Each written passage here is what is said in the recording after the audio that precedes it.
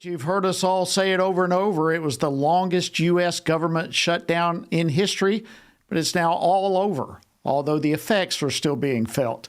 About 1.25 million federal workers went unpaid during that 43-day period of time, as programs like the Head Start program, SNAP, food benefits, all of those were massively disrupted. Air traffic was hit hard with flight delays and cancellations due to controller shortages. The White House economic advisor Ken Hassett says that the shutdown cost the U.S. economy roughly $15 billion per week. And joining me now is Washington Stand reporter Casey Harper. Casey, the government is slowly reopening. What steps is the administration taking to ensure that this reopening is a smooth process?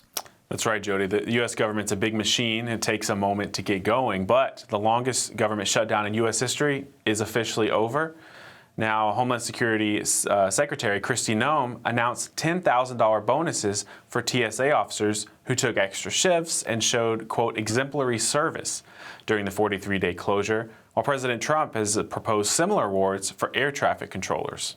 What I'm so proud of, though, today, and what I'm here talking about today, is the outstanding patriotism and service of our TSA officers and officials that stepped up every single day to make sure that those individuals at our airports and at our transportation systems continued to be safe and secure while they went about their daily lives, and limited the impact on those families that relied so much on getting to where they needed to be on time. Now, this shutdown forced 50,000 of those TSA officers and 13,000 air traffic controllers to work without pay. Of course, some couldn't do it, which caused long airport lines, thousands of flight delays, and cancellations. Airlines are now urging the FAA to ease domestic flight cuts as operations gradually return to normal, and FAA employees have begun to receive partial back pay. Meanwhile, critical federal programs are restarting.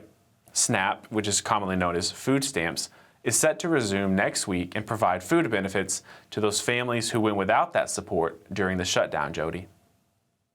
Wow. Thank you, Casey. I wanted to get this from you as well. The Justice Department is taking action against California, in fact, taking the state to court over their new redistricting map. Do you know what's at the heart, really, of that lawsuit? Yeah, that's right, Jody. So what's going on here is the Trump administration is taking a hard stand against California's new redistricting map. They're calling them an unconstitutional power grab.